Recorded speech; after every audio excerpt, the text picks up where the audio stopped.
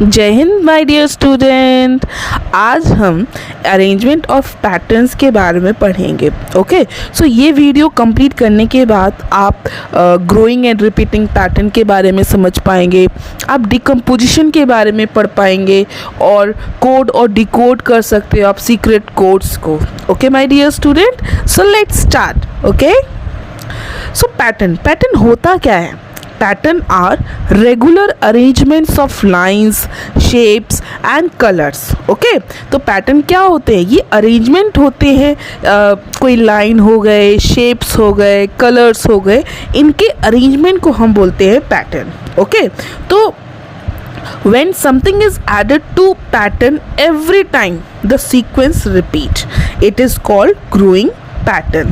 तो जब भी हम किसी पैटर्न में ऐड करते हैं हर वक्त, तो जो सीक्वेंस है वो बार बार क्या करता है? रिपीट करता है। तो उस पैटर्न को हम बोलते हैं growing pattern. Okay my dear student, तो किसी भी पैटर्न में जब कोई भी चीज़ ऐड होती है तो उसको हम बोलते हैं, और वो जो सीक्वेंस जो है वो रिपीट होता है तो उसको बोलते हैं ग्रोइंग पैटर्न। जैसे आप ये इमेज देखो, है ना, इसमें देखो जो टर्म 1 है उसमें येलो कलर के बॉक्स कितने हैं? 2। ओके, तो नेक्स्ट सीक्वेंस में देखो क्या हुआ, हमारे 2 और ऐड हो गए, तो अब कितने हो गए? 4। ऐसे ही जो नेक्स्ट है टर्म 3, उसमें क्या हो गए? 2 बॉक्स और ऐड हो गए, तो अब हमारे पास कितने हैं? 6। देन टर्म 4 में 2 बॉक्स और ऐड हो गए, तो अब हमारे पास कितने बॉक्सेस हैं? 8। तो इसको बोलते हैं ग्रोइंग पैटर्न। यहाँ पर जो बॉक्स का पैटर्न है वो क्या हो रहा है? हर एक टर्म में बढ़ रहा है। जैसे टर्म 1 में 2 थे, टर्म 2 में 4, टर्म 3 में 6 एंड टर्म 4 में 8। तो इसको बोलते हैं ग्रोइंग पैटर्न।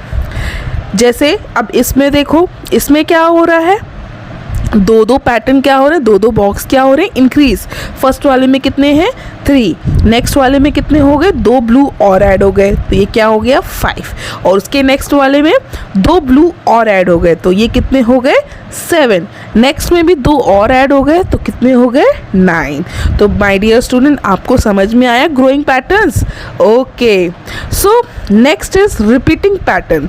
तो pattern that repeat itself over and over again according to a certain rule is called repeating pattern।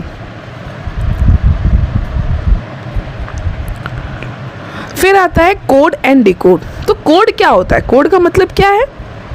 किसी भी चीज़ को कुछ मान लेना, है ना।